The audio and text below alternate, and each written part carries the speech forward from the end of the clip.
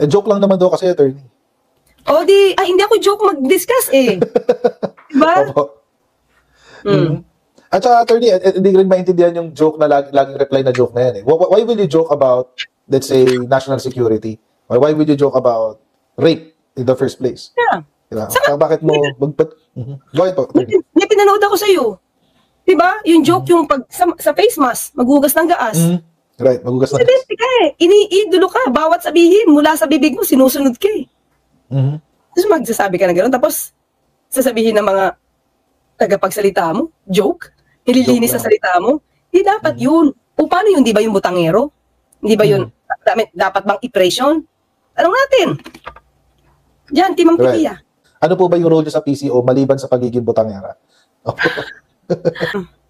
Tingin ko hindi na naman in-expect ng palasyo kung paano, yung way, yung manner, paano ako sasagot. Pero talaga ako yung magiging muka. Para sumagot sa mga tanong. Para sa sa Malacanang press corps.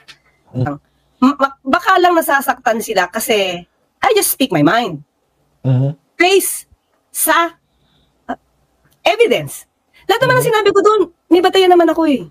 So baka doon sila nasasaktan. Kasi natatamaan sila, tapos meron akong hawak na resibo. Totoo. Yeah. Diba? They cannot deny, like this. Nasasaktan sila, sinabi ko daw na worst, the most corrupt si dating Pangulong Duterte. Hindi naman ako nagsabi yan eh. Binigyan naman talaga siya ng award eh. Diba? Si OCCRP yan. Meron namang admission si dating Pangulong Duterte na I'm corrupt. I'm corrupt. Marami ako nanakaw, naubos lang. Hindi sa akin galing yun. Diba? Hindi ko naman talaga galing. Huwag sila sa akin magalit. Kay dating Pangulong Duterte sila magalit kasi madaldal siya. Diba? So, maangas siya. So, bakit sa akin, actually, pinaparot ko lang naman yung sinasabi ni dating Pangulong Duterte. Diba? So, nagtataka ako, ba't sila nagagalit sa akin? Kumbaga, binanggit ko lang yung mga sinabi niya. Right. Baka kasi, attorney, kasi nagagalit sa'yo, you are putting up a mirror to their hypocrisy. Kasi nagagalit sa'yo.